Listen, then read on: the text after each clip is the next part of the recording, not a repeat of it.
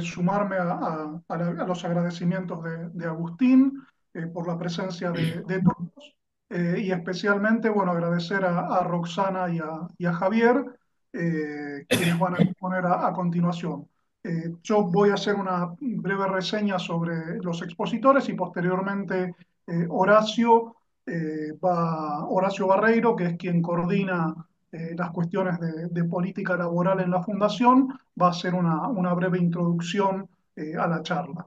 Roxana Mauricio es licenciada en Economía por la Universidad de Buenos Aires, donde también hizo la maestría en Política Económica, y es doctora en Economía por la Universidad de La Plata. Es directora del área de Empleo, Distribución e Instituciones Laborales del Instituto Interdisciplinario de Economía Política de la UBA y el CONICET.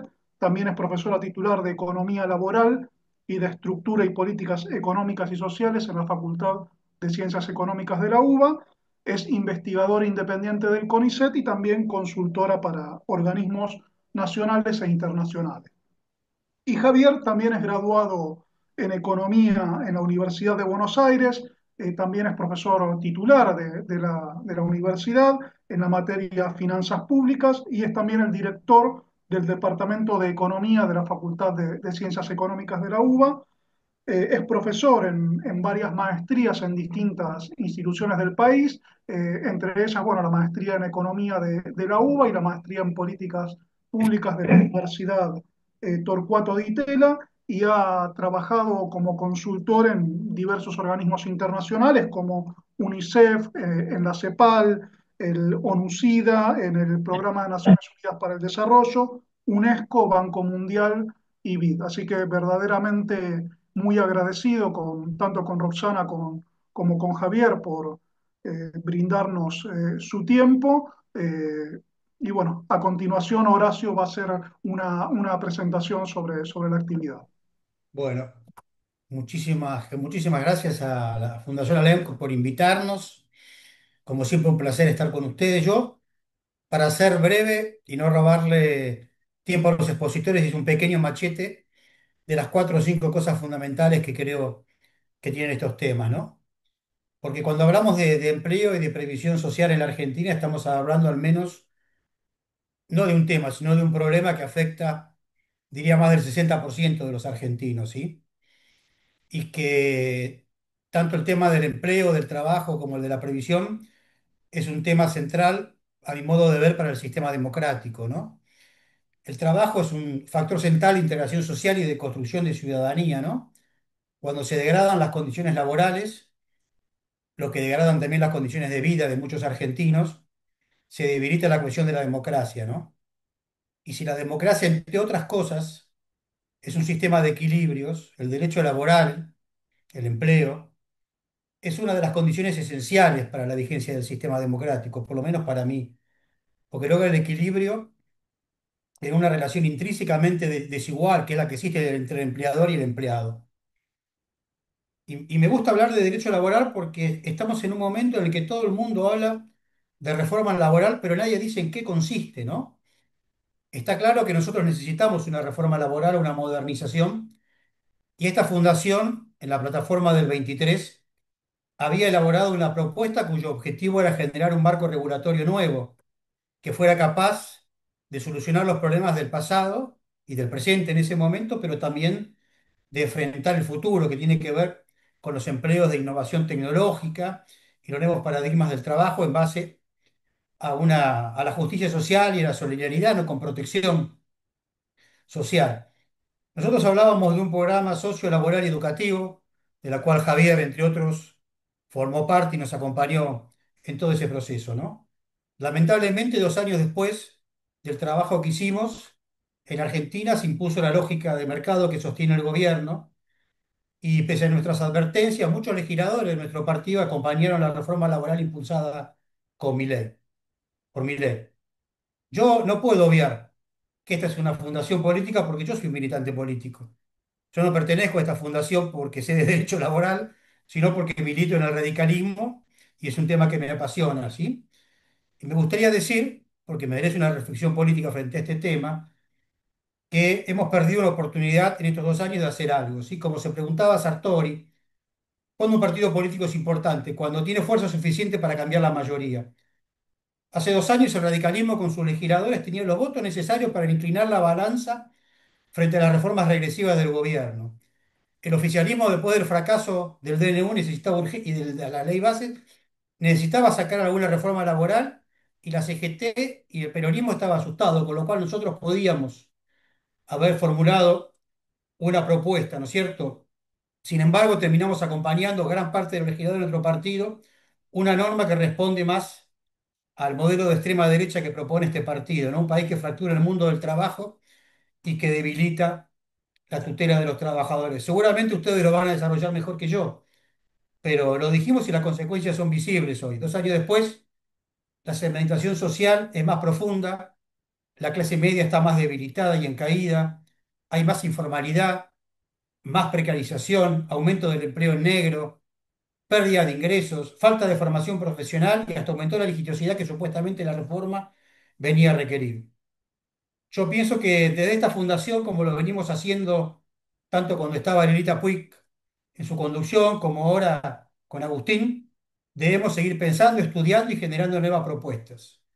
Digo esto porque los que tenemos compromiso con el presente, pero también con el futuro que nos viene muy complicado.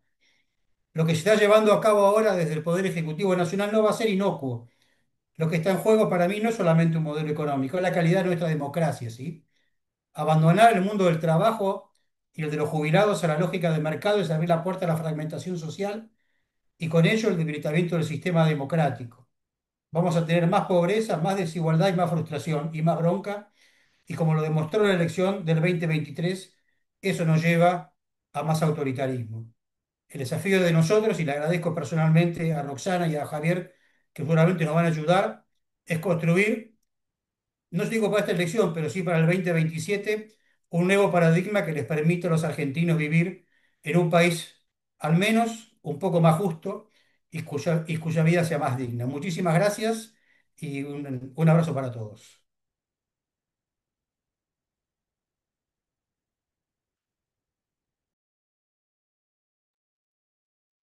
Muchas gracias, Horacio.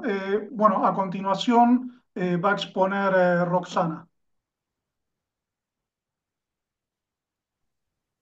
Ok, bueno, muchas gracias a todos, muy buenas tardes a todos y a todas. Bueno, antes que nada, muchas gracias a la Fundación Alem por esta oportunidad para tener este espacio de discusión sobre estos temas que, como decía Horacio, son una parte claramente central, no solo en los temas específicos que estamos trabajando, sino obviamente en el desarrollo de la sociedad. Entonces, bueno, voy a compartir, mi idea es mostrarles algunos datos como para apoyar un poco los argumentos y las discusiones. Voy a empezar desde aquí. Y bueno, y después ojalá tengamos tiempo para una discusión. Eh, Pablo, vos me avisás aprox cuando estamos más o menos en tiempo, así no me paso demasiado. Digo, para que quede tiempo tanto para Javier, obviamente, como para después poder discutir. Perfecto. Dale, dale, bueno. Bien, entonces un poco en función de lo que me pidieron que presentara, la idea es presentar un panorama de los principales indicadores del mercado de trabajo y de los ingresos laborales en Argentina, y ahí voy a estar jugando con distinta temporalidad, mostrando algunos indicadores y algunas dinámicas más de corto plazo, y alguno extendiendo un poquito la mirada para poder dimensionar, contextualizar dónde estamos parados en relación al futuro más cercano, perdón, al pasado más cercano o más lejano, y al final justamente discutir algunas cuestiones de cara al futuro. Entonces, obviamente empezando por los indicadores más básicos del mercado de trabajo. Aquí lo que estoy mostrando en esto de jugar con las distintas temporalidades es para observar qué ha venido pasando con los dos de los indicadores más importantes que tenemos en el mundo laboral, que es la tasa de desocupación y la tasa de ocupación. La tasa de ocupación que la tenemos en gris y las columnas verdes, la tasa de desocupación. Y acá lo que estamos mostrando son los últimos 2 años, ¿no? Primer trimestre del 2023 primer trimestre del 2025. Pronto tendremos el segundo trimestre de este año, así que podremos actualizar un poco, estar más mirando en dónde estamos parados, porque lamentablemente el primer trimestre ya queda lejos en relación a las dinámicas más recientes, pero bueno, es el último dato oficial que tenemos de estos indicadores y verán allí que hay una especie de viborita en la tasa de ocupación, porque pues, si uno mira el panorama del 2023, entre el primer y el cuarto trimestre del 2024, hubo cierto aumento con fluctuaciones, pero cierto aumento en la tasa de ocupación y sí una caída importante en la tasa de desocupación, donde este 5,7 que tenemos aquí, déjenme un segundo que voy a poner a ver si puedo poner el cursor, sí. Este 5,7 vamos a ver que es un valor, una cifra particularmente baja en la historia en términos de tasa de desocupación del país. Entonces les decía, teníamos esta dinámica relativamente favorable durante el año 2023. Aquí está el cambio de gobierno, digamos, y en particular la devaluación y todo lo que sabemos que sucede hacia final del 2024. Eso tuvo un impacto en términos de empleo y también un impacto que aumenta 2 puntos porcentuales la tasa de desempleo, pero más allá de ese shock inicial, vuelve, digamos, cierta dinámica en positiva en la tasa de ocupación y vamos a ver que este 45,7 es un valor también elevado en términos históricos y eso redujo la tasa de desocupación, pero sin embargo, como suele pasar en estos shocks, que la tasa de desempleo puede bajar, pero nunca termina de retomar el valor inicial, entonces siempre quedamos como un escaloncito más arriba. Y el último dato, que es de principio de este año, claramente rompe esta tendencia creciente que teníamos a lo largo del año pasado. Tenemos una caída de más de un punto en la tasa de ocupación y un aumento de más de un punto y medio en la tasa de desocupación. Ahora, ¿cuán alto, cuán bajos son estos indicadores? Bueno, quizás la perspectiva que tenemos aquí de los últimos 30 años, desde el año 95 al año 2025, nos pone un poco en contexto en dónde estamos parados.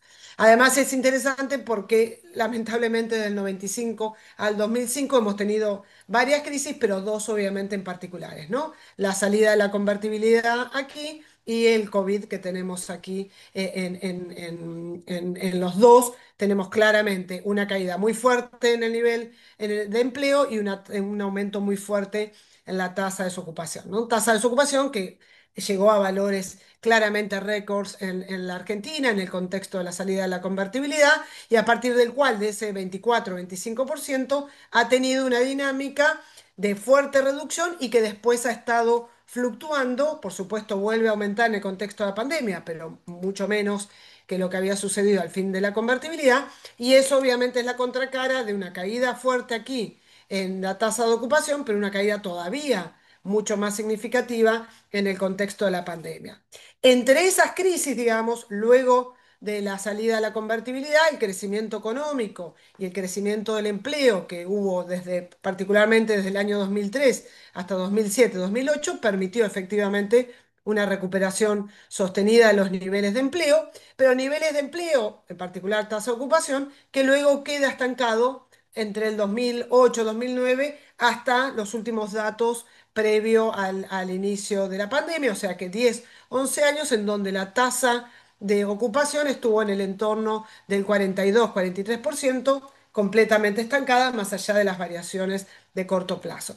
Fuerte caída, como decíamos, de más de 10 puntos porcentuales en la tasa de empleo en el contexto más crítico de la pandemia, pero también una recuperación muy rápida que permitió incluso lograr salir de ese 42-43%, esa trampa en la que estuvimos inmersos durante 10 años y alcanzar tasas de ocupación más elevadas, de 45, alrededor de 45-46%. Esa dinámica se corta a fines del año pasado y acá vemos esta porción es la que mostraba yo el año, en la filmina anterior, que tenemos una caída entre el cuarto trimestre del 2023, primero del 2024, cierto crecimiento y luego caída. Si uno aleja un poquito la mirada, entonces estamos como en otro estancamiento alrededor del 44, 45, 45%. Este 45,7, 46 están los valores más altos, por lo menos en los últimos 30 años, pero digamos la caída que observamos en el primer trimestre de este año. Todavía nos falta ver qué ha sucedido en el segundo trimestre de este año para ver si efectivamente nuevamente estamos dando vuelta al signo de esa dinámica y estamos retrocediendo en lo que tiene que ver con la tasa de ocupación. Lamentablemente, por algunos indicadores que tenemos fuera de la encuesta permanente de hogares, no parece ser esta la excepción, digamos, sino efectivamente es probable que cuando tengamos los datos del segundo trimestre no sean como mínimo significativamente más favorables que este que estamos viendo en el primer trimestre de este año.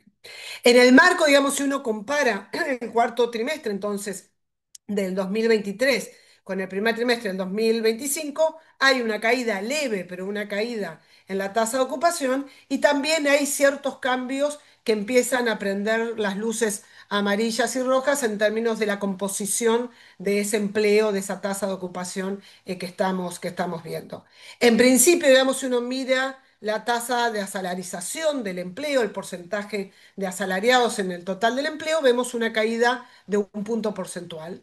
Y eso, digamos, lo hemos observado en otros periodos, pero bueno, en particular aquí estamos observando una caída de un punto porcentual y por el contrario, si uno mira el porcentaje de cuenta propia que tenemos en el total del empleo, también aumenta un punto. Digo, este porcentaje de cuentapropismo no es el empleo independiente total porque nos falta una porción menor de empleadores. La gran mayoría del empleo independiente no son los entrepreneurs exitosos, son cuenta propia y el 80-90% de ese mundo cuentapropistas son cuentapropistas de oficio, no son las profesiones liberales, sino que básicamente es el plomero, el gasista, el chapista, que comparten muchos rasgos de precariedad laboral que tienen los asalariados informales.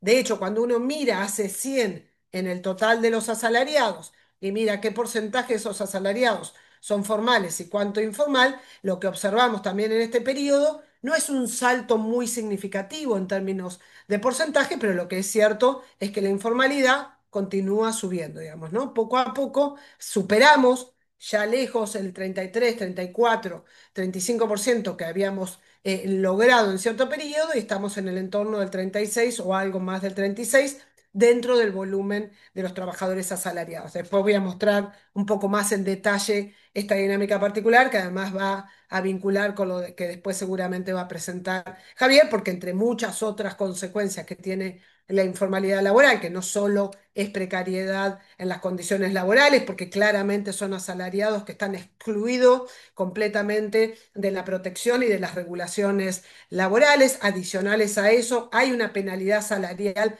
muy importante asociada al empleo informal. Si uno compara dos trabajadores parecidos haciendo más o menos lo mismo, un trabajador formal y un trabajador informal, este trabajador informal obtiene un salario por hora que es 30-40% más bajo que un trabajador formal. Y eso vamos a ver después que lo vincula directamente con situación de pobreza. Pero digo, más allá de las consecuencias en el mercado de trabajo, obviamente son trabajadores que, entre otras cosas, no están aportando al sistema contributivo y eso tiene un impacto absolutamente directo y negativo sobre los sistemas de pilares, digamos, de protección social basados en pilares contributivos.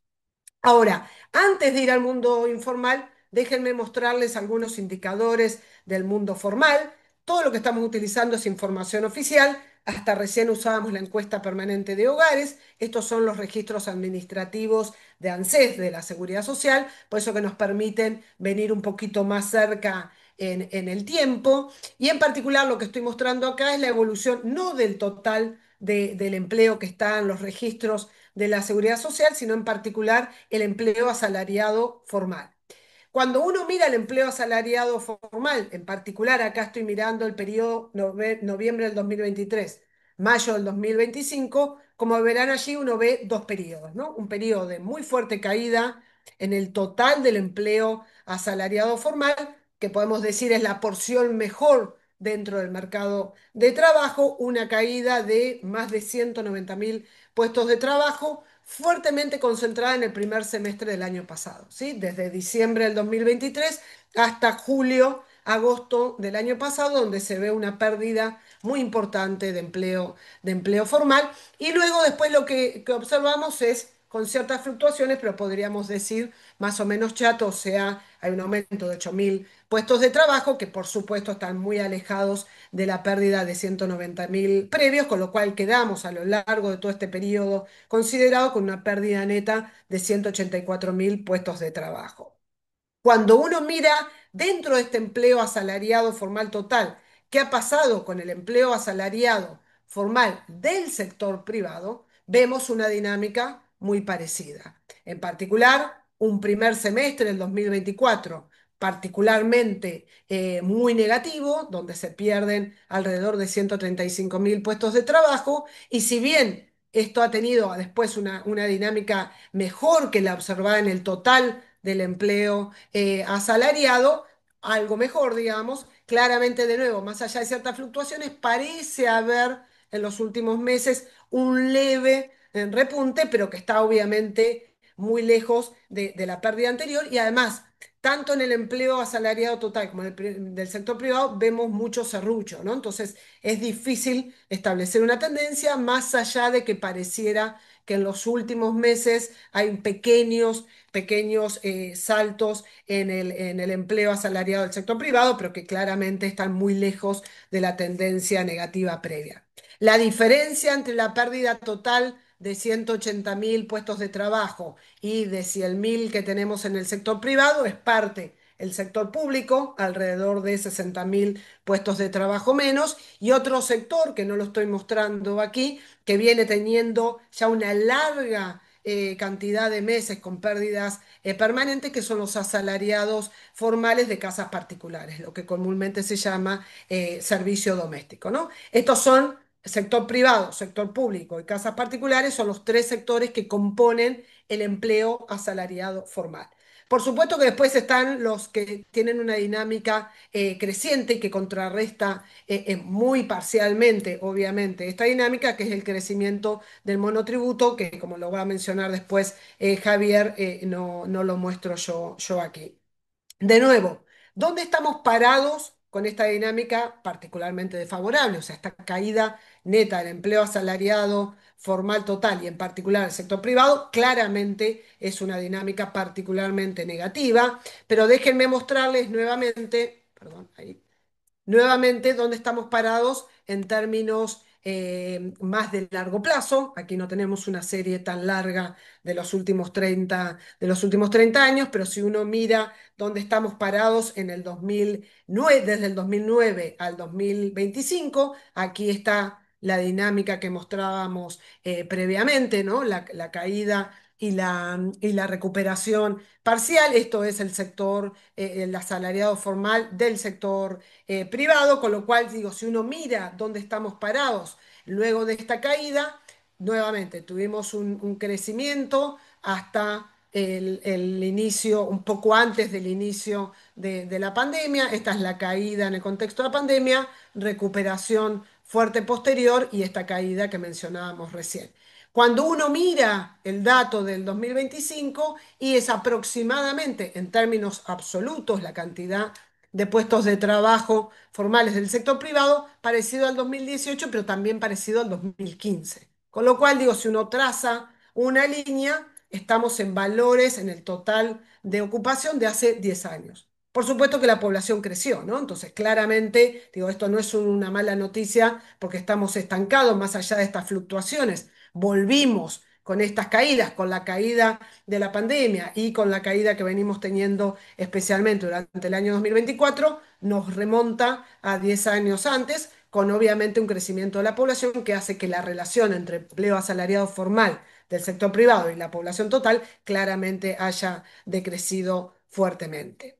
Cuando uno mira más en detalle la dinámica de creación y destrucción de puestos de trabajo asalariados formales del sector privado, o lo que se llama concretamente tasas de entrada y tasas de salida, un dato que llama la atención, más allá de ahora les voy a mostrar algunos efectos particulares, es interesante notar que cuando uno mira, esta es una serie que sale de la encuesta de indicadores laborales, también datos oficiales de la Secretaría de Empleo, y es una serie que se inicia en el año 2001.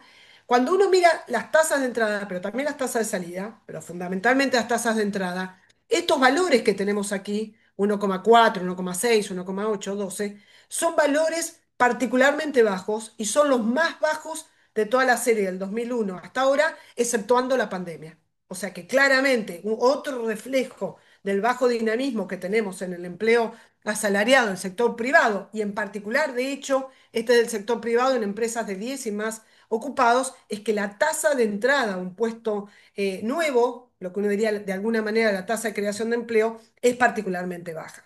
La diferencia entre las tasas de salida y las tasas de entrada es que si la tasa de salida es más alta que la tasa de entrada, claramente hay caída en el empleo, o al revés, digamos, si la tasa de salida, si la tasa de entrada es mayor que la tasa de salida. Durante todos estos meses anteriores al último mes, que hay cierto repunte, como les mostraba, del empleo, claramente estas tasas de salida superan a las tasas de entrada a un puesto de trabajo y el efecto neto efectivamente es una caída en el empleo.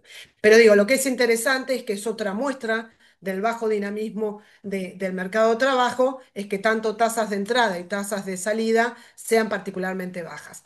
En parte que las tasas de salida sean bajas demuestra que una parte significativa de las tasas de salida no necesariamente son despidos, sino que también son renuncias. Y por eso en general, de hecho, tanto las tasas de entrada como las de salida se comportan siempre, van en el mismo sentido, aun cuando uno pensaría a priori que tendrían que tener comportamientos contrapuestos. Ahora bien, cuando uno mira un poco más en detalle respecto de los sectores de actividad, vemos comportamientos heterogéneos. En particular, lo que ha venido pasando, aquí tenemos, esta es la variación interanual del empleo formal según ramas de actividad. ¿Quién es de alguna manera el único o el ganador más importante? Si podemos hablar de ganador, pero en concreto, ¿quién es el que viene teniendo ya hace bastantes meses crecimiento con mayor o menor intensidad del empleo? Y yo diría casi, cuando uno mira todo el periodo, los últimos, no sé, 12 meses, casi el único sector que tiene variaciones positivas es comercio. Depende del mes, hay algunos que van para arriba o para abajo, pero digo, como hecho estilizado, rasgo que se mantiene, crece el comercio. ¿Quién es el gran perdedor en esta historia? La industria manufacturera. Aquí lo vemos perdiendo en la variación interanual, pero si uno mira el gráfico aquí que tenemos desde el 2009 en adelante, es cierto que la industria venía perdiendo ya desde hace varios años empleo, pierde hasta el momento de la pandemia, hay una recuperación y desde agosto del año 2023 viene perdiendo consecutivamente empleo. Y de hecho, si uno mira, estamos parados, ¿sí?, aproximadamente en valores similares al año 2009. Cuando uno mira en construcción, construcción también, de hecho han sido los dos sectores que explican la mayor parte de la pérdida de empleo a lo largo desde fines del año 2023 hasta ahora. Construcción ha tenido más variaciones, pero lo que es cierto es que la caída también ha sido muy significativa, en particular desde aproximadamente mayo del año 2023.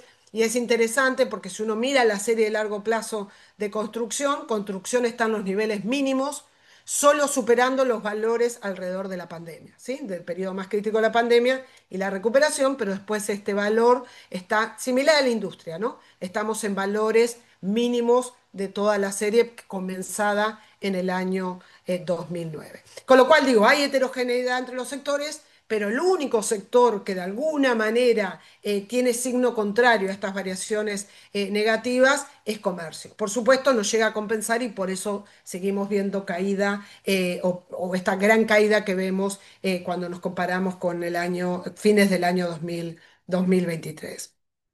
Cuando uno pasa al mundo de la informalidad, un punto interesante acá, el INDEC por primera vez publica desde fines del año pasado, publica una nueva medición de informalidad. Más allá de la medición en sí mismo, lo que es interesante es que ahora tenemos la estimación de informalidad para el conjunto total de trabajadores, ¿sí? Antes lo que publicaba el INDEC era solo la informalidad dentro de los asalariados, o sea, el porcentaje de asalariados que no están registrados en la seguridad social y que por lo tanto no están cubiertos por la normativa, la regulación laboral. Afortunadamente, Argentina, que venía rezagado en ese sentido respecto a la región, incorpora una medición no solo para los asalariados, sino para el total de los trabajadores. Entonces, ¿qué tenemos aquí?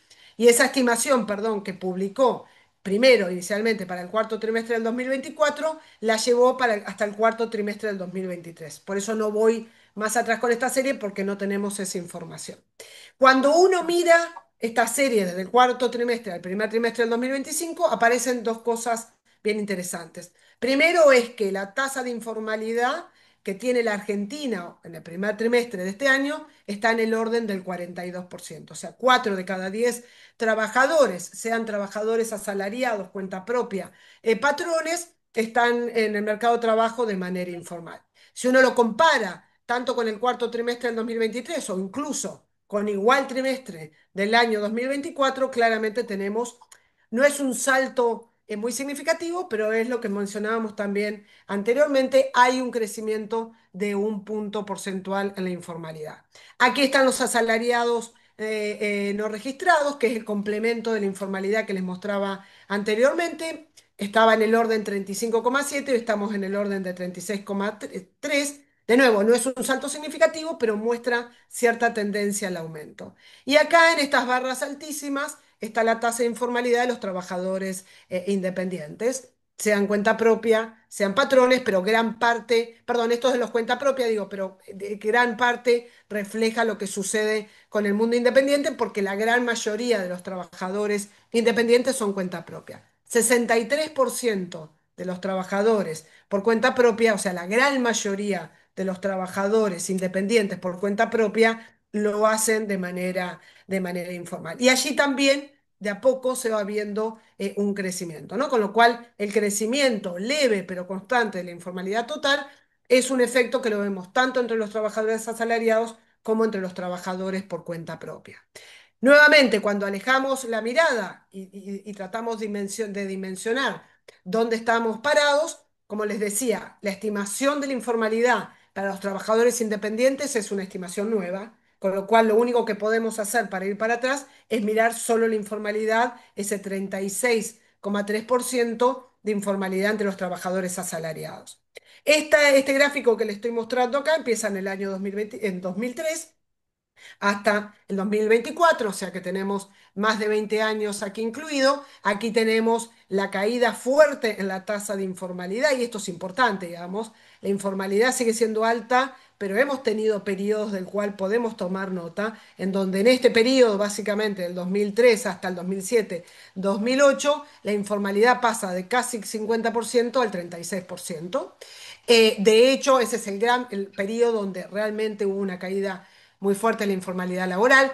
Es importante tener en cuenta que Argentina no estuvo sola en este proceso de formalización del empleo, fue un proceso relativamente generalizado en la región y después podemos discutir los factores que estuvieron por detrás, pero digo, la informalidad es alta, por supuesto que sí, pero no es cierto que hemos estado siempre en tasas en el mismo valor y tenemos algunas experiencias para analizar en concreto. A partir de este periodo sigue con más fluctuaciones una caída, pero con menor intensidad, que ubica allá por principio del 2015, ubica la tasa de informalidad en un registro relativamente bajo para la experiencia, para la historia de Argentina del 32%.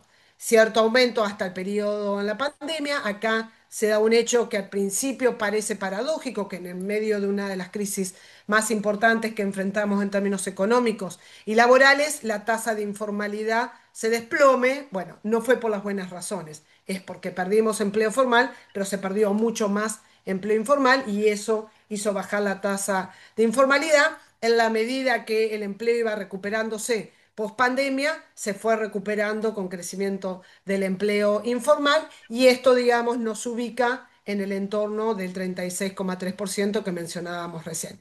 Cuando uno mira hacia atrás, no estamos en el 31 ni el 32, ya escalamos al 36% y eso nos ubica en valores similares tanto al previo a la pandemia, pero si uno mira más hacia atrás, estamos en valores alrededor del 2008, 2000, 2009.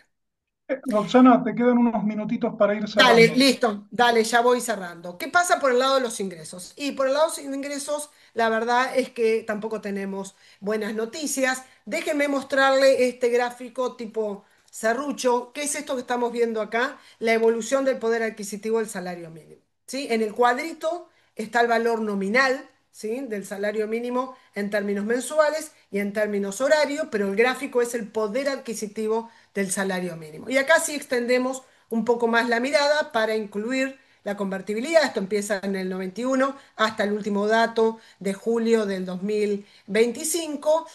Verán que, bueno, que teníamos plano en la convertibilidad, el valor nominal y real eran muy similares, obviamente por la baja inflación, la caída luego del aumento de precios de la salida de la convertibilidad, un crecimiento importante hasta alrededor del 2010-2011, en donde más que se duplica el valor real del salario mínimo, y a partir de allí, con más o menor intensidad, el salario mínimo, con mucho serrucho, venía cayendo.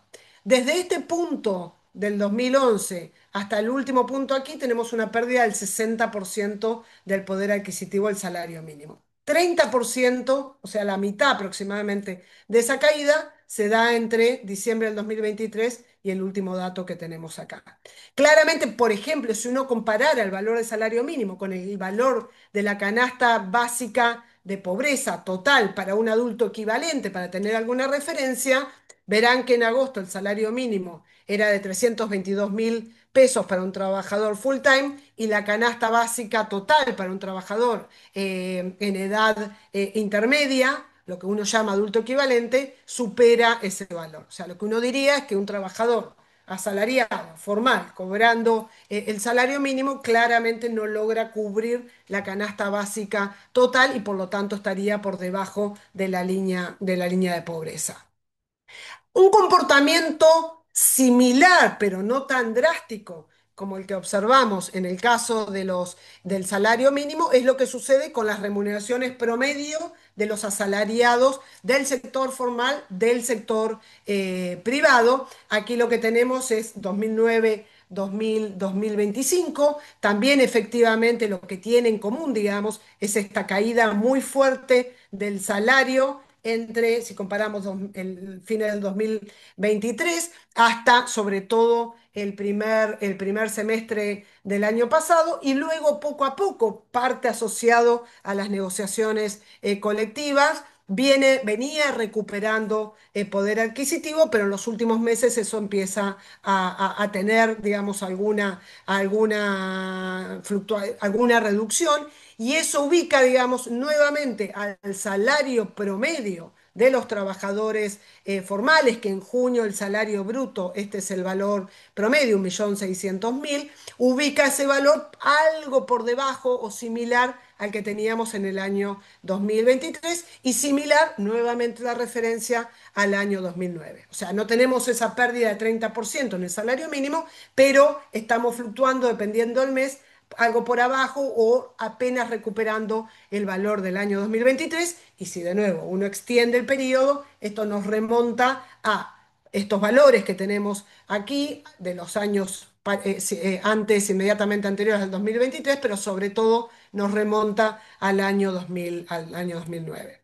Rápidamente algunas cuestiones para mirar, saliendo un poco de la coyuntura y mirar algunas cuestiones de estructura del empleo que me parece importante después para discutir hacia el final.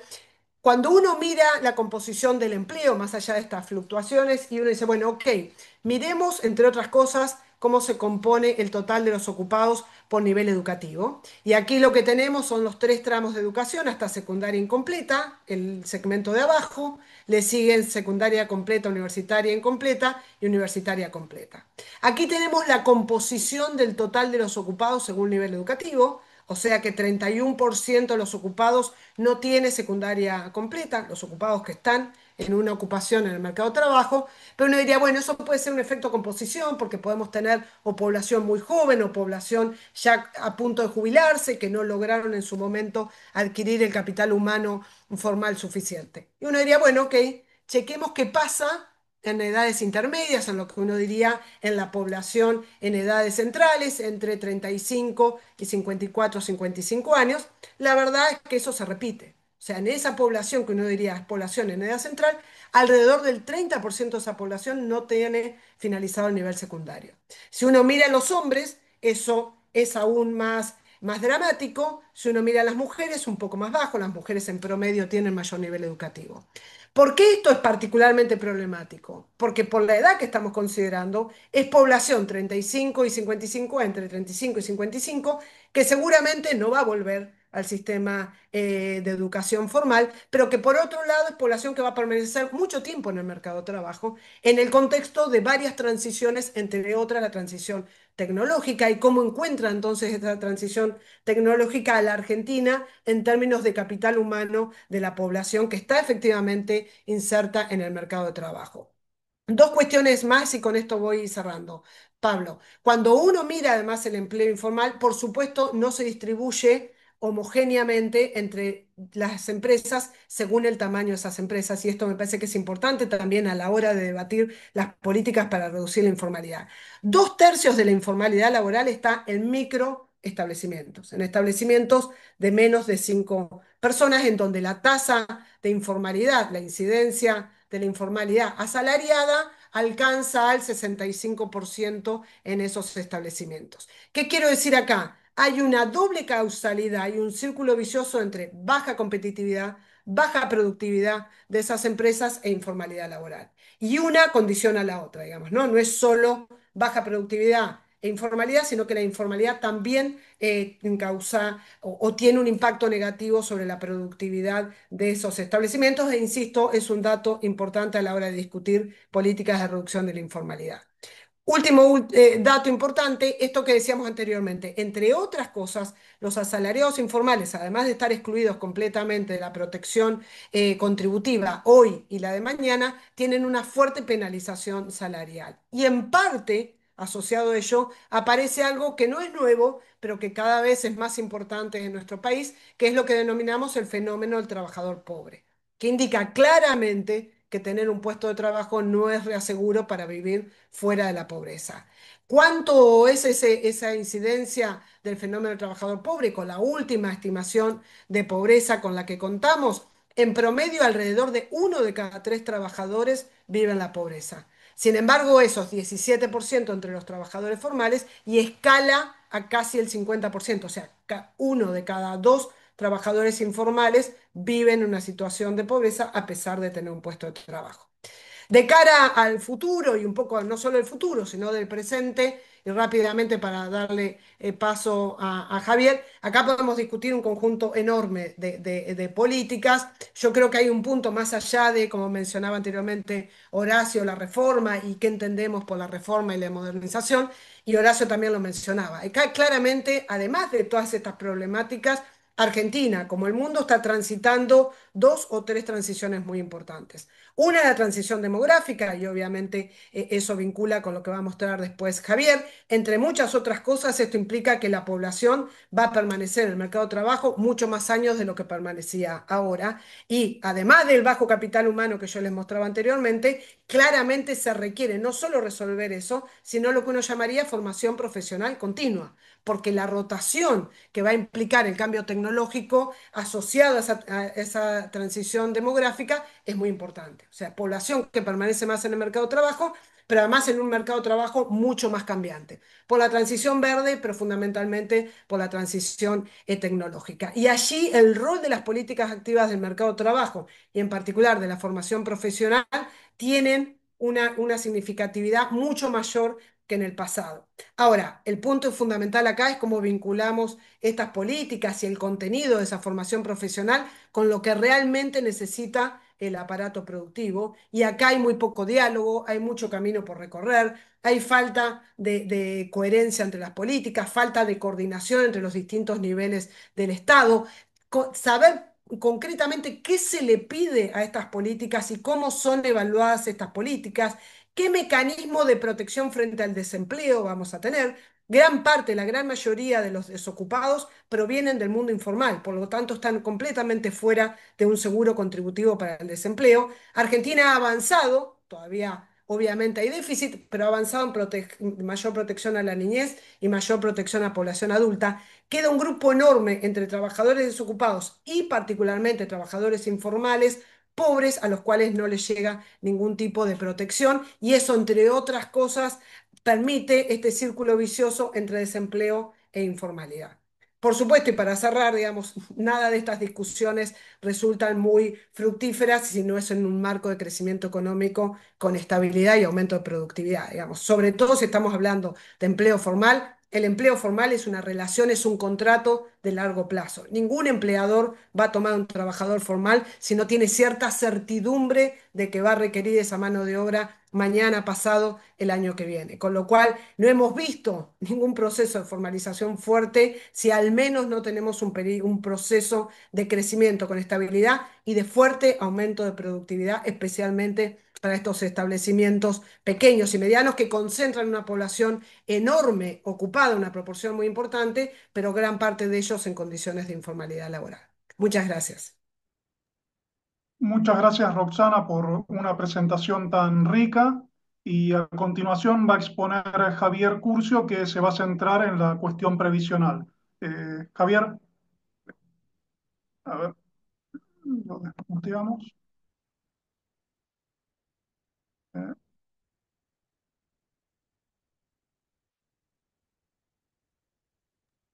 Ahí creo que sí, ¿no? ¿Me sí, escuchan bien? te ¿Qué tal? escuchamos Buenas. bien y se ve la presentación perfecta. Bárbaro, perfecto. Bueno, mucho gusto, muchas gracias y un honor también poder compartir temas centrales para las posibilidades de desarrollo y de avanzar en una lógica de recuperación sostenible, ¿no es cierto? Eh, yo voy a tratar, como se pidió y se anunció, el componente de la previsión social en el marco de estas discusiones alrededor del empleo y la protección social, trayendo una cantidad de información y algunas variables de debate en tiempo limitado. Creo voy a tratar de hablar menos de lo que habló Roxana, que habló bastante, lo pongo así. Así nos queda tiempo para el debate y en todo caso sí les queda la presentación para, digo, con más información para seguir ampliando y para profundizar en alguna otra oportunidad. A mí me parece importante poder plantear la discusión en la identificación de la articulación que hoy existe alrededor de la protección social, vinculando a los seguros contributivos bismarquianos, los seguros sociales, con los servicios de base no contributivo instalados desde el informe Beveridge o de alguna manera categorizados desde esa discusión, complementando y articulando las prestaciones y las respuestas en combinación entre estos dos ejes, estas dos patas de la seguridad social, de la protección social y en particular del sistema previsional que de alguna manera se plantea en este costado del debate. El empleo formal registrado que logra garantizar esas condiciones durante una cantidad de años en relación con la previsión social se enmarca dentro de los seguros sociales contributivos que buscan dotar de previsibilidad, certidumbre y que orientan a la eficiencia y la reproducción del mercado de trabajo la posibilidad de contar con esas seguridades, esas previsibilidades para poder sostener y ampliar esa configuración. Y en complemento con eso, básicamente frente al reconocimiento del agotamiento del pleno empleo y de los límites a la formalización y la persistencia de sectores informales, el complemento de servicios sociales que vienen a complementar varios de los componentes de la seguridad social con políticas instaladas en lógica beveridgiana no contributiva. Tradicionalmente, los seguros sociales los podemos clasificar en estos grupos que están del lado de la izquierda, en esta configuración, donde la previsión social, entendida como los seguros de vejez, invalidez y fallecimiento, que buscan la posibilidad de suavizar el consumo y dotar de previsibilidad respecto del sostenimiento de los ingresos, ahí cuando se agote la fuerza laboral, se complementan con transferencias no contributivas o semicontributivas que vienen financiadas por otras fuentes de rentas generales, impuestos, otro tipo de fuentes del tesoro y de otras fuentes de financiamiento que complementan y al mismo tiempo combinan la mirada de eficiencia que viene de la seguridad social con una mirada más equitativa en búsqueda de redistribución del lado de los servicios y la combinación de estos difusa y donde le incorporamos componentes de equidad a los seguros sociales, a la previsión social especialmente, redistribuciones en varias dimensiones del lado de la previsión social, y al mismo tiempo, dentro de la lógica no contributiva, hay también una preocupación por la eficiencia, por la estabilización, porque si no damos respuesta a las urgencias que tienen estas demandas, todo el sistema se derrumba y vivimos en situaciones no sostenibles, ¿no es cierto? No es posible el crecimiento, el desarrollo y la sostenibilidad. En ese contexto de complementariedad y articulación, con las dificultades que tiene todo ese esquema, no solo en la previsión social, sino en todos los distintos componentes, y no es un tema obviamente exclusivo de la Argentina, la informalidad, los límites al registro limitan el acceso a la seguridad social. Este esquema que plantea un conjunto de países con representación de todas las regiones combina el porcentaje de informalidad con la contribución, el grado de contribuciones, las tasas de contribuciones que se pagan para dar respuesta a esas y proveer financiamiento a las políticas contributivas, donde el promedio a nivel mundial está en alrededor de 46% del empleo en dinámicas informales y la tasa de contribución en 22% para el promedio del mundo. Argentina se sitúa con un nivel de informalidad sen- levemente superior a ese promedio y con niveles de tasas vinculadas a la seguridad social en un promedio del 27-28% del salario volcado al pago de aportes y contribuciones, que también se sitúa un poco más lejos todavía del promedio en ese esquema. Vemos, obviamente, el mundo más desarrollado, Europa y Asia Central, con niveles de informalidad muy bajas, aun cuando tienen costos laborales muy altos, es parte de la explicación de este esquema, y en el otro extremo, si se quiere, la situación de África con mucha informalidad, de nuevo, a pesar de tener niveles de tasas de impuestos sobre nómina salarial relativamente bajos. América Latina, como se ve, tiene una discusión, una situación muy dispersa. Argentina cerca del promedio y de alguna manera mostrando un mapa muy heterogéneo en relación con esa cuestión. El financiamiento de la seguridad social contributiva tiene una relación bastante directamente correlacionada con el nivel de desarrollo. A mayores niveles de desarrollo solemos encontrar más financiamiento de políticas contributivas. América Latina se encuentra en un 17% de la generación de sus ingresos con este esquema. África y Asia y el Pacífico tienen niveles de tributación vinculada con las contribuciones sociales significativamente más baja. Y América Latina en esa situación viene desarrollando o vino desarrollando, podemos decir así, con un agotamiento hacia finales de la segunda década del siglo actual, un incremento de estos recursos que se vuelcan en la seguridad social, pasando de 2,8 a 3,9, este último dato homogéneo previo a la pandemia, que por estimaciones se muestra relativamente estable en las situaciones actuales. La gran mayoría de las regiones generaron esta tendencia creciente, también África y Asia en esa menor referencia, pero con mayor, con un crecimiento significativo en ese esquema.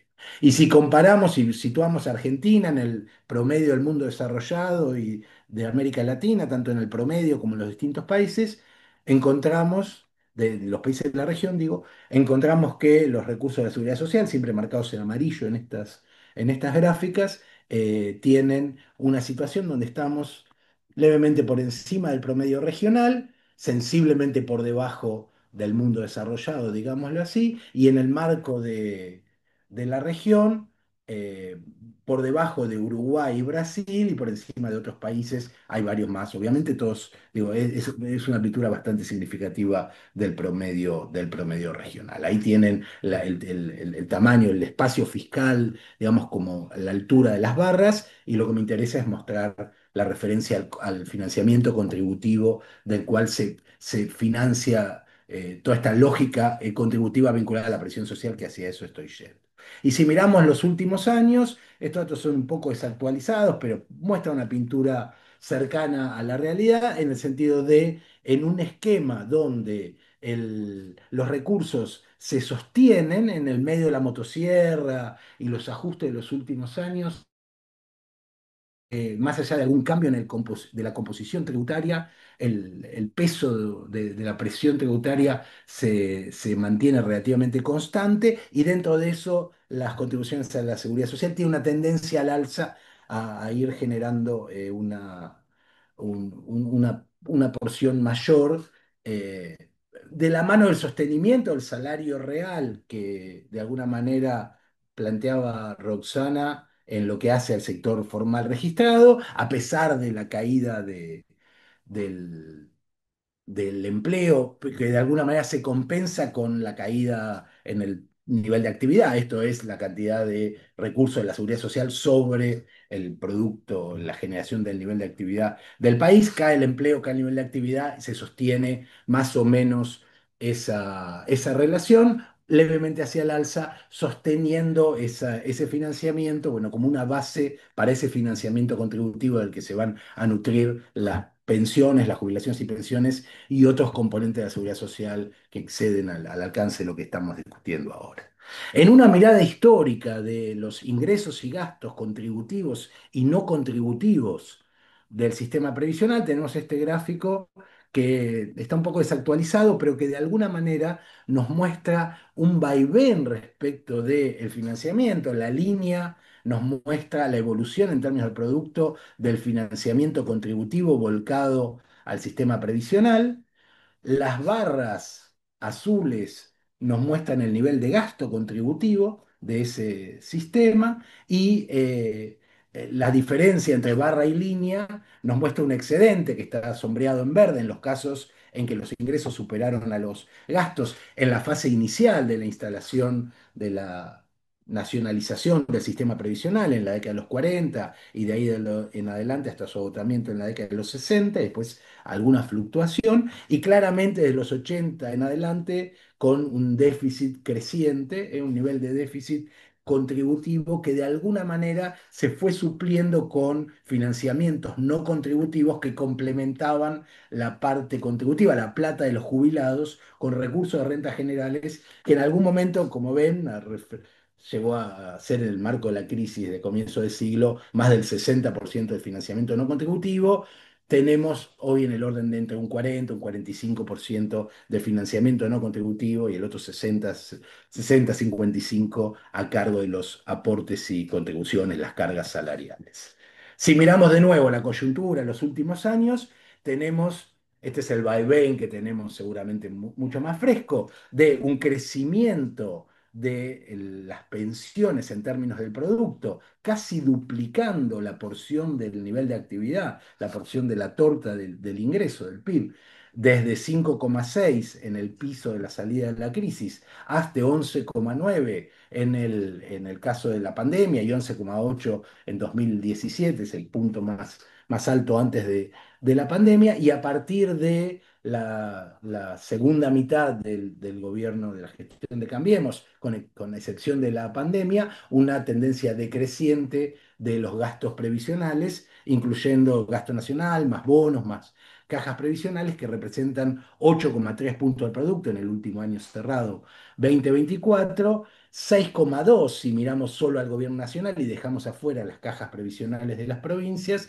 y 5,6 si descontamos los bonos discrecionales, que de alguna manera uno de los grandes problemas que no voy a tratar hoy, pero que venimos discutiendo en la Fundación y en general, tiene que ver cómo resolver el problema de la movilidad, bueno, las dificultades que en este momento están actualmente en proceso. Bueno, ya no están porque el veto no quedó firme, el veto quedó firme, perdón, pero que es parte de las discusiones del último veto, de la última ley que pretendía recuperar ese 7% y una porción del bono, eh, de- de- tratando de recuperar parte de esta última caída desde el 23 al 24, que posiciona en un piso que nos lleva a una situación de casi la salida de la crisis, ¿no es cierto?, en términos de inversión en el sistema previsional de los últimos años. Si miramos los últimos datos, el último dato que es de mayo del 2025, nos muestra una recuperación de esa caída como consecuencia de la normalización de la movilidad a partir de la última ley que recompuso una movilidad automática mirando la inflación del último mes, y eso representa, o sea, de ese piso de 5,6 que cerramos el año pasado, si hacemos el promedio móvil de 12 meses, con los últimos datos disponibles, estamos en 6,7, si descontamos los bonos, 7,1 de puntos del producto, muy lejos de los 11 si teníamos las cajas previsionales y casi 10 considerando bueno, este es el pico de 2017 que teníamos antes en este esquema más corto.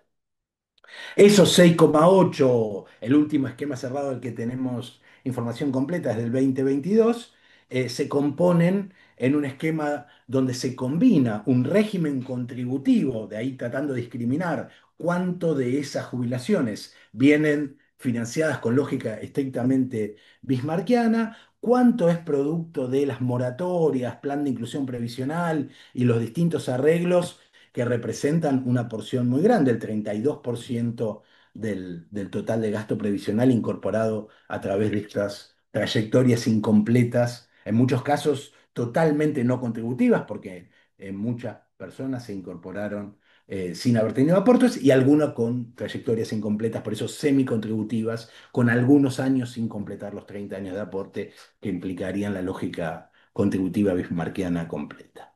Los regímenes especiales contributivos con un peso del 10% representan 0,7 puntos del PIB. Ese 10% es en una proporción muy grande, casi 6 puntos los docentes de las cajas provinciales o transferidas, pero en el sistema docente, excluyendo al sistema universitario, y el resto de los regímenes especiales y diferenciales que tienen, digamos, siempre están bastante en discusión respecto de la importancia de poder resolverlos, superarlos, etcétera, representan una proporción muy baja, 4,4% del total, 0,3 puntos del producto, para dimensionar ese desafío vigente, que claramente es un desafío a resolver, pero que en el total de la dimensión fiscal del problema tiene un peso relativamente bajo. Acá está más o menos los regímenes especiales que se incluyen dentro de esta estimación.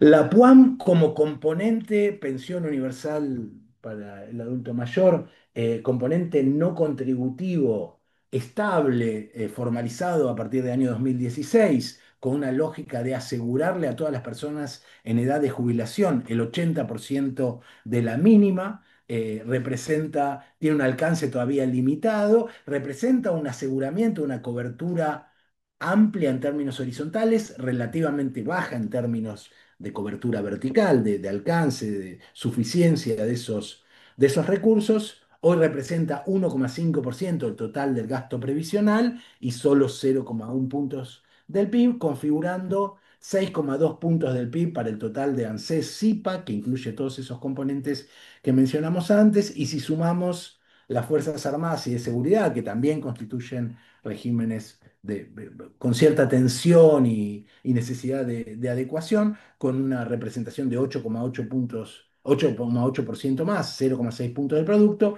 completando esos 6,8. El panorama de cómo se invierten los recursos previsionales del sector público nacional, esto no incluye cajas previsionales ni otras cajas complementarias, esos 6,8 tienen esta composición.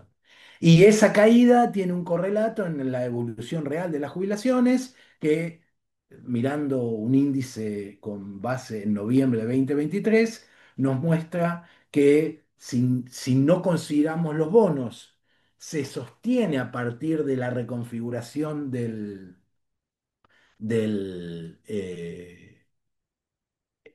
la evolución previa, el nivel por encima, en un 10 puntos por encima de esa base, pero incluyendo los bonos, la caída representa casi 9%, casi otro 10%, y que básicamente es parte de lo que generó esta puja alrededor de la aprobación legislativa y a una situación de caída que venía dándose muy significativa desde ese techo del 2017, ese punto del 2017 en adelante, se le suma una caída adicional de 9% en este último periodo, que configura una situación muy, muy dificultosa, obviamente, para la capacidad de protección del ingreso de los jubilados y que forma parte de uno de los conflictos latentes en esta situación, ¿no es cierto?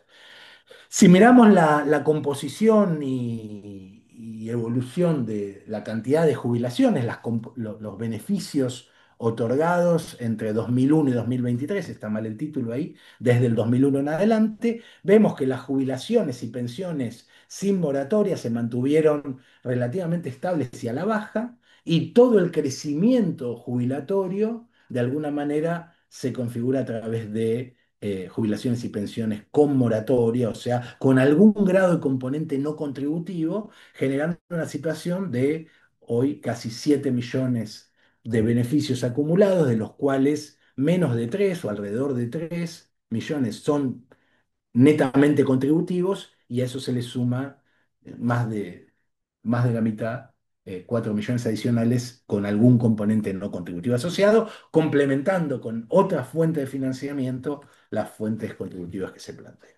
Y esa composición en la evolución desde el 94 en adelante nos muestra que hoy esos componentes contributivos representan menos del 50%, las jubilaciones contributivas, las no contributivas alcanzan perdón, las semicontributivas alcanzan al 45% restante y en el medio hay algunas no contributivas, pensiones no contributivas y otras de otras índoles que tienen una proporción relativamente baja, tendiendo a cero, digamos, en términos porcentuales en la lógica del CIPA en su conjunto. Eso permitió una cobertura horizontal previsional que cercana al 60-65%, se trepó hasta el 94, 95, 96%. Hoy la gran mayoría de las personas en edad de jubilarse tienen algún tipo de acceso, pero con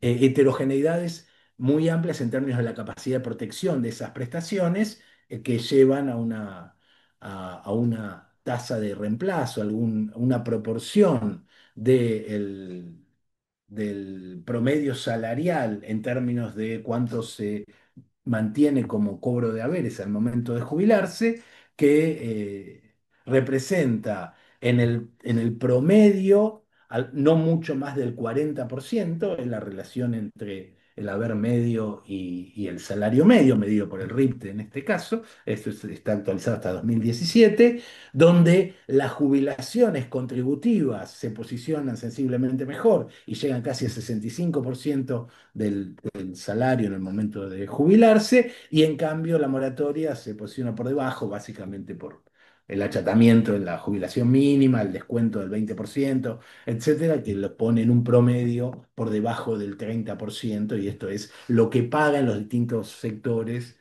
y esa evolución en, en la capacidad de protección sobre esa situación.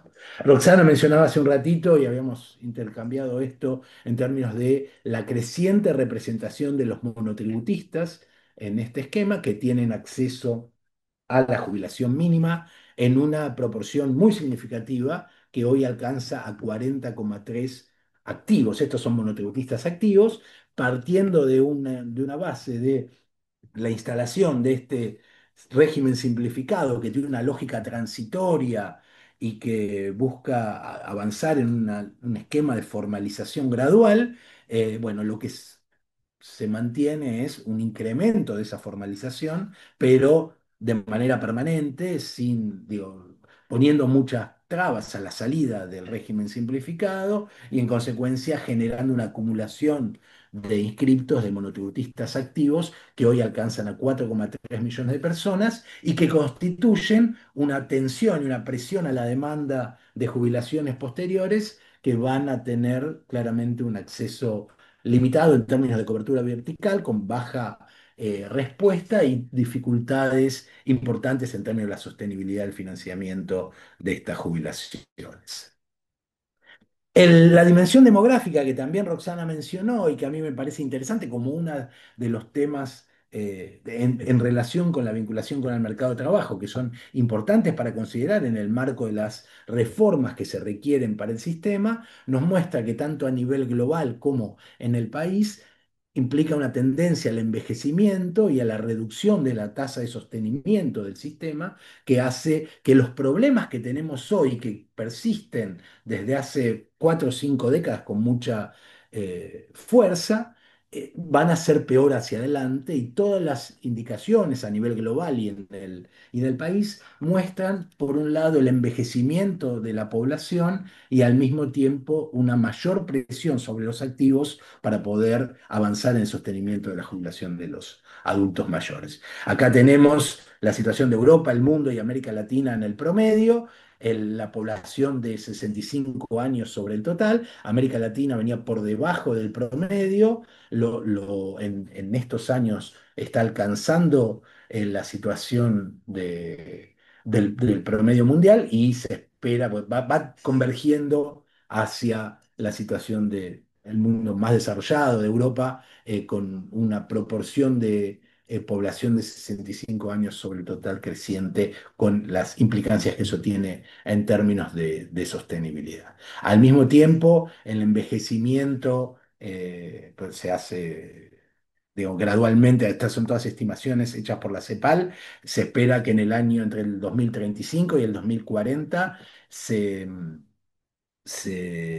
llegue a tener 100 personas en edad de jubilarse, mayores de 60 años, perdón, 100 personas mayores de 60 años por cada 100 jóvenes de entre 0 a 14, o sea, uno a uno entre 0 a 14 y más de 60, y entre el 2045 y el 2050 esa relación se complete ya no para los de 60, sino para los de más de 65, haciendo que cada vez sea obviamente más costoso la posibilidad de sostener por los activos la situación de los adultos mayores. Al mismo tiempo, la esperanza de vida u otra forma de mirar este fenómeno es analizar el crecimiento de la esperanza de vida, que en toda la región viene creciendo significativamente. Aquí estas son series que parten de la década de los 50 en adelante y que muestran que, bueno, Argentina desacelerando el crecimiento de la esperanza de vida, pero todos tendiendo a acercarse a los 90 años de esperanza de vida hacia el final del siglo actual, con una tendencia gradual en ese sentido. Y esa expectativa se viene mostrando, digo, no es solamente una expectativa de mediano y largo plazo, sino que se viene viendo en los últimos quinquenios. Acá esto analiza la diferencia entre el 95 y el 2000, y entre el 2020 y el 2025, la esperanza de vida de cada situación. En general, digo, todos los países crecen en esta esperanza de vida. El promedio de América Central es entre 1,3 y 1 mujeres y varones. El promedio de América del Sur es entre 3,3 y 3,1 años más ganados de esperanza de vida en los últimos 20 años. En los últimos 20 años exactamente. Y bueno, por ahí está la situación de Argentina, 2,2 es el crecimiento, está dentro de los que, como decíamos antes, desaceleró parte de ese crecimiento. Eso tiene que ver con múltiples factores que bueno, escapan a lo que tenemos acá, pero que es interesante ver cómo esto puede ser muy bueno, obviamente, para la expectativa de vida de las personas, complica mucho la sostenibilidad del sistema previsional y interpela también al sistema a su reforma y adecuación para hacerlo sostenible.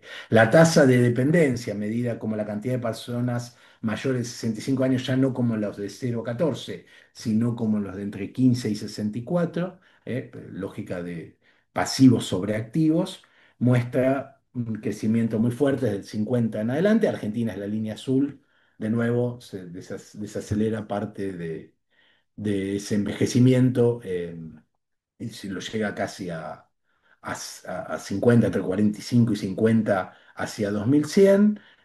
Chile, Colombia están entre los que más envejecimiento tienen, Brasil un poquito por debajo, y bueno, digo, en general tienen ahí, el promedio de América Latina verde pasa a representar del orden de 51, 52 mayores por sobreactivos hacia el final del siglo. Y eso también se muestra para Argentina en estimaciones que hace el INDEC. Digo, no, en todo caso estoy corto de tiempo, los paso por adelante, pero muestran esta misma lógica de la tasa de dependencia creciente, generando una tensión y una dimensión significativa de dificultades adicionales para un sistema que tiene varios problemas. Este trabajo de la CEPAL que se referencia acá identifica diferentes riesgos asociados al envejecimiento, la digitalización y la crisis climática en relación con la protección social y muy en línea con lo que planteaba Roxana desde el punto de vista del empleo, lo podemos ver desde la seguridad social y particularmente la previsión, el reconocimiento a cambios demográficos y tendencias migratorias que complejizan más esa sostenibilidad, los cambios tecnológicos y en el trabajo que dificultan la posibilidad de sostener financiamientos contributivos durante muchos años, temas vinculados a las violencias, la transición epidemiológica y nutricional y también los desastres y cambios climáticos como parte de una configuración que exige y justifica la necesidad de complejizar estos adecuaciones al sistema que se están planteando. En términos generales, este trabajo plantea el enfoque del ciclo de vida, garantizar las coberturas sujetas a la identificación y la mitigación de riesgos renovados, considerando todas estas dimensiones que mencionábamos recién, fortalecer los vínculos con las políticas de inclusión laboral de manera tal de complementar esas prestaciones contributivas con miradas no contributivas, especialmente la reestructuración de los sistemas de pensiones que combinan, también se combinan con las prestaciones de salud, que van de la mano y que también generan con este envejecimiento y las mayores demandas de servicios de salud, mayores recursos para poder hacer sostenibles y dar respuestas a las coberturas que se requieren y finalmente la necesidad de fortalecer la institucionalidad social para poder llevar adelante la gobernanza y la intersectorialidad que se requiere para lograr dar estas respuestas. Cerraría con este resumen de alguna manera de algunos de los desafíos para el sistema previsional que se desprenden del panorama que más o menos planteaba, teniendo en cuenta que son muchas dimensiones y que claramente podríamos complementar con otras, varias de las cuales pasé muy, muy por delante. Por un lado, la dificultad de la eliminación de la fragmentación territorial, consiguiendo sostener esa cobertura horizontal con políticas sostenibles y que tengan también una ampliación de la cobertura vertical que asegure, que genere respuestas justas en función de los aportes y las complementariedades de los distintos pilares de estas prestaciones con homogeneidades y ciertos aseguramientos de pisos que aseguren los consumos mínimos y permitan suavizar el consumo a lo largo del ciclo de vida.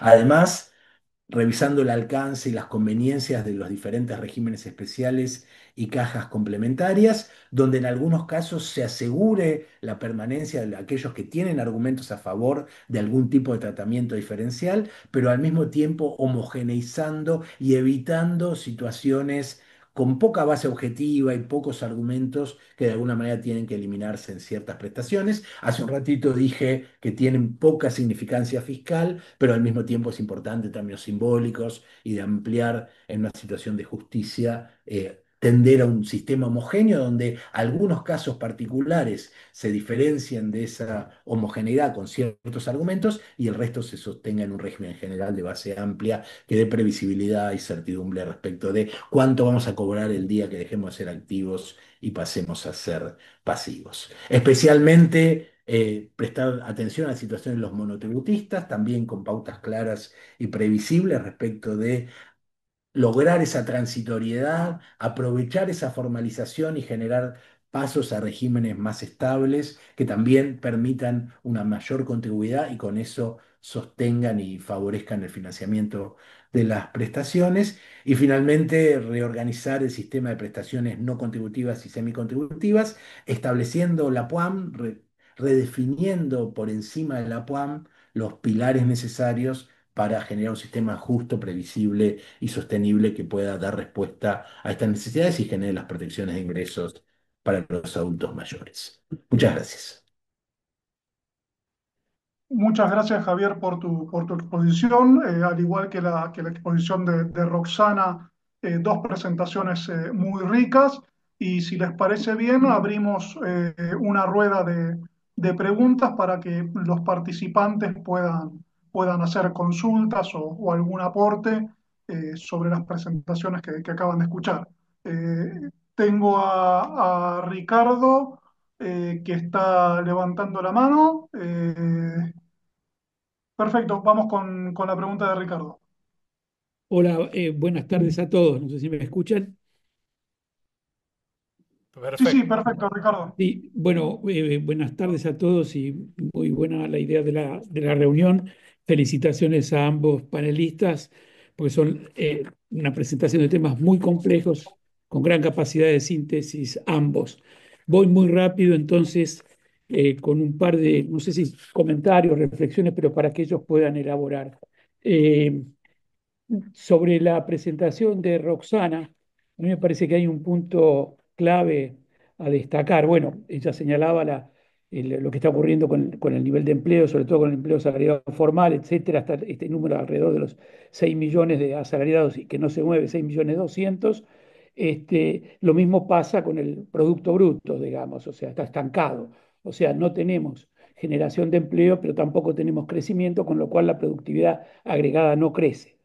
Este es el punto, o sea, hay estancamiento del empleo, estancamiento de la productividad, una futura proceso de cambio tecnológico va a agravar ese problema. Pero yo quisiera poner acento en una frase clave que a mí me parece que dijo Roxana hacia el final, que dice algo así como que el contrato laboral es un contrato de largo plazo y que carece de sentido, digamos, o que es necesario un clima de inversión y horizonte de crecimiento para poder pensar que eso se puede reactivar, dadas las características que tiene el contrato laboral. Entonces uno podría decir, pensando en la agenda política del gobierno, que va a plantear una reforma laboral, parecería un apresuramiento ir por allí hasta que no se haya despejado el horizonte macro y que haya un horizonte firme de estabilidad, cosa que no es el caso. Sería como poner el carro adelante de los caballos. Hay mucho más para comentar, pero lo dejo ahí a ver qué, buscando la reacción de Roxana. Y con respecto a los diversos y complejos puntos que señaló Javier, yo diría, señalaría lo siguiente: nos hablaba que tenemos un gasto previsional de 8,3 del producto, 6,2 es del gasto nacional en relación al producto del gasto previsional, y muy bien lo señalaba el gráfico que nos mostró, hay una gran variabilidad del gasto, llegó a 11,9 en su momento y ahora está en el nivel que nos mostraba. Entonces, la expectativa, por otra parte, mostró los valores de los valores de las pensiones en términos reales, la expectativa de generar una mejora de esos valores, del valor real de las pensiones en un contexto de equilibrio fiscal o de ajuste fiscal, parece muy desafiante. Y también pensando en la agenda que posiblemente quiera plantear el gobierno, una reforma previsional, cualquiera que sean los puntos que toque, necesariamente va a despertar, eh, yo diría, la expectativa de que se mejoren las pensiones, pero desde el punto de vista fiscal eso es imposible. Entonces,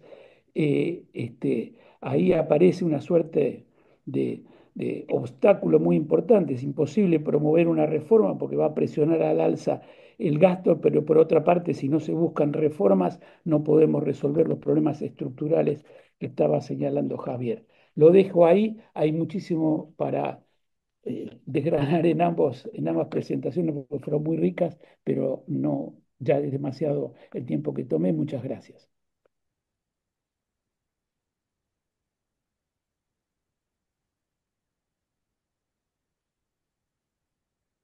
No sé cómo quieren arrancar contestando, si de la misma manera que preguntó Ricardo, primero Roxana y después Javier.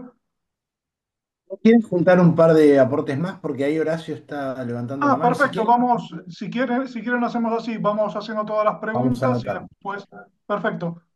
Horacio, Respecto, sí, preguntás, sí, muchas gracias. Respecto a una cuestión que dijo Roxana, ¿no? Que me parece clave a mí, que es el tema de la microempresa, ¿sí? No solo no solo como un problema de empleo, digamos, no registrado, sino también con la capacidad que tiene para generar empleo y ganar competitividad. Nosotros habíamos diseñado en la Fundación un estatuto especial para esas empresas. Mi pregunta es la siguiente.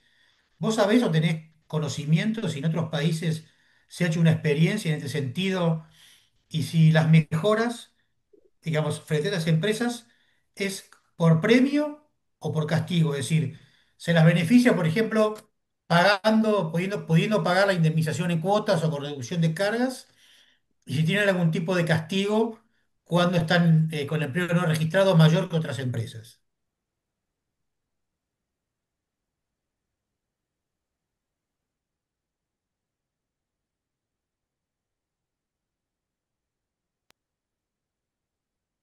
a ver si hay alguna pregunta más. Sí, Mariano, por favor. Hola, buenas tardes a todos. En primer lugar, felicito a los expositores realmente muy claros. Tendría mucho para preguntar, pero voy a tratar de ser lo más sintético posible y voy a disentir de alguna manera respetuosamente con Javier, con quien he tenido la oportunidad de trabajar en la comisión de la Fundación, con Natalia Neme y demás. Por supuesto que me pareció una presentación con una serie de datos estadísticos extraordinariamente serios. Es muy sólida la presentación. Simplemente me queda como las propuestas para el sistema previsional. El último slide que presentaste precisamente, que es el único que a mí me motiva a hacer un tipo de reflexión de este tipo. Yo creo que los sistemas nacionales, provinciales no transferidos son parte de una realidad de la previsión argentina. Simplemente digo, el verbo que se utilizó, que es avanzar en la eliminación, creo que fue algo así, el primer párrafo de la última diapositiva. Yo, como abogado, como ser parte del sistema previsional desde de la vieja DNRP, junto con las chicas que estamos en la comisión, recuerdo, yo advierto que inclusive hay una objeción de tipo constitucional a ese planteo. El 125, segunda parte, claramente ha tomado este debate y el radicalismo en el año 1994 acompañó la posición de las provincias y de las cajas complementarias o de profesionales universitarios. Por lo tanto, me parece que es un tema que merece una discusión un tanto más amplia, también más horizontal también. Esto es simplemente el final de la charla. En los demás aspectos de la horizontalidad y la verticalidad que lo planteaste de una manera excelente, quiero felicitar y hacerlo público. Simplemente la observación mía es una mirada de alguna eventualidad de conflicto constitucional con ese planteo. Esto es lo que quería manifestar y reitero mis felicitaciones tanto a Roxana como a Javier por la claridad conceptual. Gracias. Perfecto, si les parece ya vamos con las respuestas. Dale, bueno, muy bien. Bueno, muchas gracias, Ricardo, Horacio, por las apreciaciones. A ver, efectivamente, Ricardo, digo, la larga discusión respecto de cómo generar empleo y sobre todo generar empleo formal, ¿no? Y como vos decías, Ricardo, digo, tenemos décadas ya digamos, podemos mirar el empleo formal, pero también podemos mirar la tasa de informalidad. No es un dato nuevo y además un poco también lo planteaba Javier, ¿no? Digo, yo no lo mencioné, pero la verdad es que si uno se compara con los países vecinos, lo charlábamos con Agustín y con Pablo antes de empezar la conferencia, digo, no nos tenemos que comparar con Europa. Si uno mira la tasa de informalidad en Argentina, el 36,5%, es el 10% en Uruguay, ¿sí? Es el 20% en Chile y es el 30% en Brasil. Quiero decir, tenemos incluso, entre comillas, un exceso de informalidad para el nivel de desarrollo, y por supuesto que mediado por lo que vos decías, Ricardo, de la evolución del PIB, ¿no? Pero digo, claramente hay cosas para hacer, incluso si uno mira en sectores específicos, y después voy a responder la pregunta de Horacio, tenemos un exceso de informalidad en cualquiera de estas dimensiones que nos comparemos, insisto, ni siquiera nos tenemos que comparar muy lejos, simplemente con los países vecinos. Ahora, sin duda, tanto como cuando miramos los procesos de formalización, por eso yo hacía referencia a la reducción de la informalidad que tuvimos no hace 300 años, hace relativamente poco, pero también cuando uno ve el proceso de aumento de la informalidad, claramente hay algunos elementos que aparecen siempre. Y de nuevo, lo que vos de hecho decías, Ricardo, parece una obviedad, pero a veces hay que repetirlo. Estamos discutiendo cuestiones quizás específicas del mercado de trabajo sin considerar la macro, aunque parezca una obviedad, pero en general no se pone en juego el tipo de macro, ni algo que es absolutamente relevante, que es la dimensión del aparato productivo, digamos, la meso y la macro en general no se pone en discusión. Entonces se habla, por ejemplo, de la reforma laboral como si estuviéramos en un contexto absolutamente aislado. Uno puede decir, como decía Horacio al principio, además pongámonos de acuerdo en cuáles son los parámetros de la reforma laboral, porque decimos reforma laboral sin saber muy bien a qué nos estamos refiriendo. Pero además digo, la pregunta es ¿para qué? ¿Por qué y en qué contexto? Y además si esa reforma laboral es condición necesaria o es condición suficiente y además si es la bala de plata. Creo que es un no a cada una de estas cosas que estoy preguntando, pero en concreto. Primero, la verdad es que cuando uno mira las experiencias, no solo de Argentina, sino de la región, del proceso de formalización, que fue bastante intenso y bastante extendido en América Latina, claramente coincide con los años de crecimiento, con relativa estabilidad en los años post-convertibilidad, pero post-crisis del 2001 y del 2002, en el marco del cual se establecieron mecanismos. ¿Para qué? Uno diría, bueno, para facilitar la formalización, y ahí un poco también lo que decía Horacio, y para encarecer la informalidad, ¿sí? O sea, uno, digamos, en este esquema de incentivo y costo, uno debería decir, incentivo lo que quiero que se favorezca y hago más difícil o establezco costos a lo que quiero que efectivamente se reduzca. Si yo, por algún mecanismo, por ejemplo, permitiendo ciertas formas laborales que desdibujan la verdadera relación laboral asalariada, reduzco los costos de la informalidad y es medio difícil, ¿no? Uno esperaría que fuera al revés, digamos, si quiero reducir la informalidad no debería abaratarla, debería o encarecerla o poner más restricciones. Si yo permito de la legislación que ciertas relaciones asalariadas de hecho dejen de parecer frente a la legislación como relaciones asalariadas y somos todos colaboradores, y permito bajo la figura del monotributo que una relación asalariada pase a ser mi colaborador, bueno, claramente no parece ir en el sentido de lo que estamos buscando. Sin duda, digo, y es de sentido común y uno puede hablar con un empleador, pero también digo, desde el punto de vista macro, de nuevo, si no hay un horizonte con cierta estabilidad y no existe experiencia en el mundo de tener crecimiento del empleo formal en un contexto de inestabilidad. Al revés, en general los contextos de inestabilidad han sido uno de los factores que han favorecido la informalidad o por lo menos la estabilidad o el no crecimiento de empleo formal. Ahora, ¿es suficiente? Obviamente es necesario, no es suficiente. De nuevo, volviendo a lo de Horacio también. De nuevo, 2/3 de la informalidad están en establecimientos muy, muy pequeños. Entonces, de nuevo, cuando hablamos de ¿reforma laboral para quién? ¿Sí? Por ejemplo, digo, hablamos de un elemento que es absolutamente central, la inspección del trabajo. Ok, fundamental, obviamente. Ahora, claramente el impacto que eso puede tener en transformar una relación asalariada informal en una relación asalariada formal de largo plazo es bien distinto si estamos hablando de una empresa mediana o grande respecto de una pyme, en donde además de eso necesita una batería enorme de medidas no solo para formalizar el trabajo, sino para formalizar la propia empresa, ¿sí? Porque obviamente parte de la informalidad de los trabajadores es parte de una cadena en donde a veces la propia empresa está informal. Entonces, y ahí no es un tema de política laboral, claramente eso es un tema de política productiva, política de innovación, política comercial, etcétera, etcétera.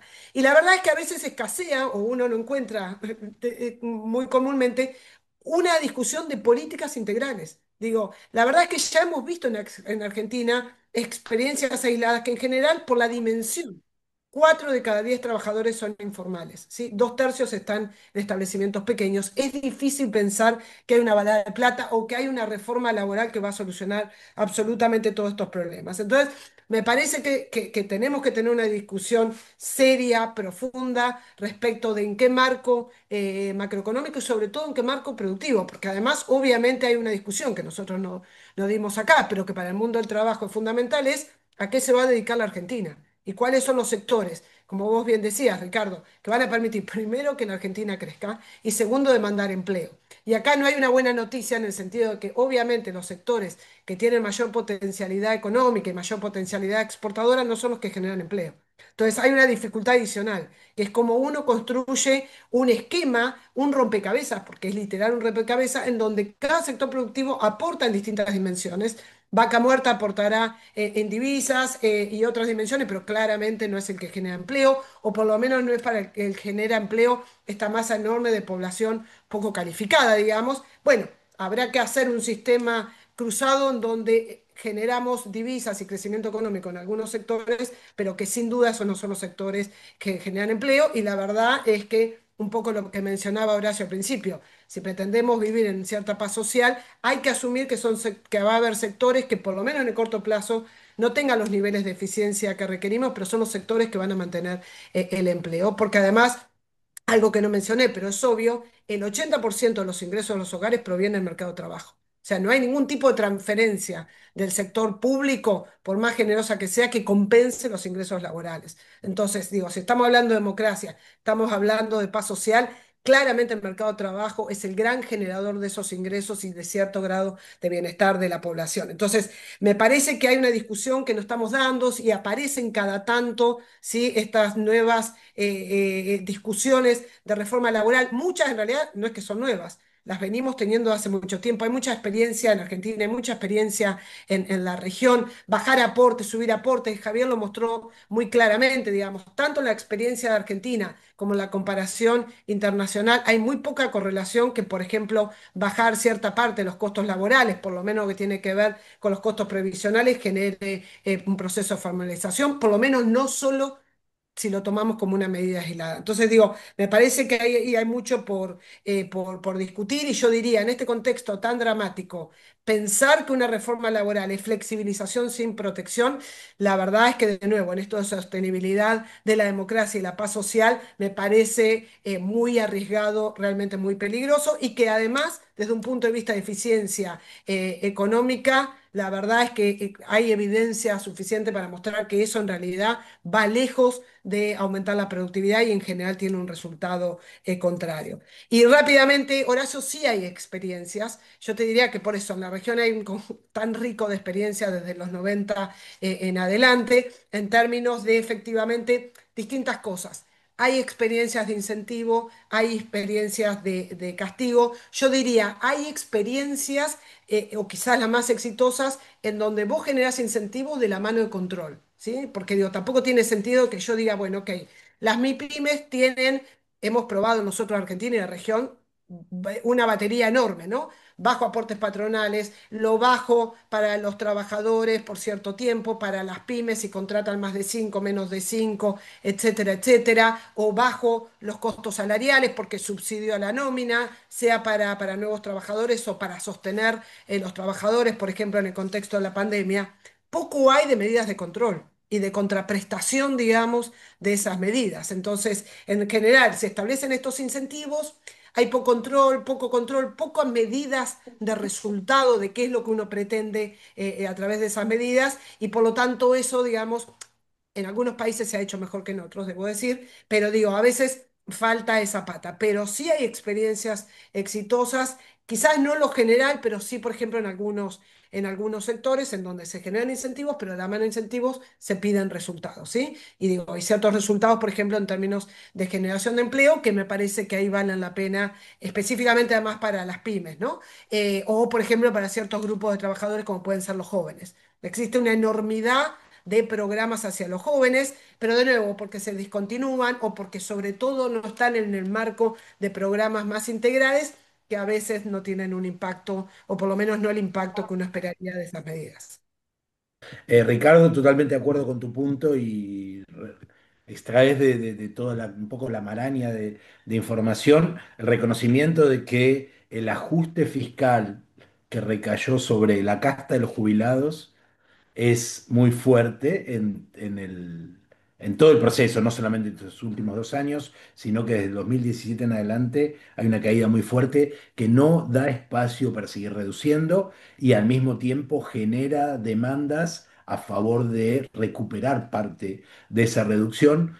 Una potencial reforma previsional necesaria, imprescindible, va necesariamente a traer demandas en ese sentido y lo planteás, hay que administrar eso y parte de las discusiones y las variables a considerar en el debate tienen que ver con ver cómo conseguimos graduales ampliaciones de espacio fiscal que dan respuesta y sostengan con legitimidad parte de esas reformas.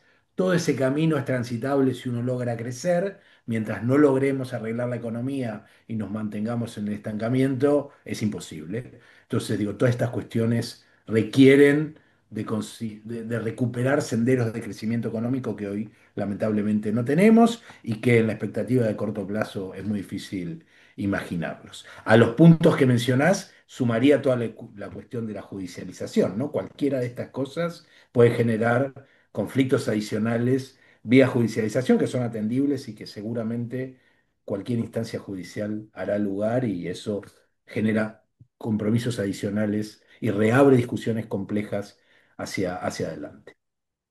El otro punto, el punto que hacía Mariano, y también agradeciendo su comentario. Entiendo el punto y agradezco el comentario. Lo que decía textualmente ese slide, después también lo tienen, es avanzar en la eliminación de la fragmentación territorial, que tiene que ver con cajas profesionales, cajas provinciales, otros regímenes. Entiendo la limitación y sabemos que hay varias provincias que tienen mandatos constitucionales de tener sus cajas propias, toda la experiencia de la armonización de las cajas que se intentó en la gestión de la Alianza de 99 en adelante, intentó y creo que generó algunos acuerdos de caminos posibles para avanzar en esa armonización. La eliminación no implica ir por encima de mandatos constitucionales, por supuesto, y siempre buscamos sostener la institucionalidad, pero al mismo tiempo es importante reducir la fragmentación, evitar que las posibilidades de tener cierta protección sobre el ingreso futuro y el aseguramiento de las condiciones de vida de los adultos mayores dependa de la cuestión territorial, dependa de donde nos tocó nacer o dónde elegimos vivir o qué relación tenemos con el mercado de trabajo y en ese sentido es bueno tender a sistemas homogéneos que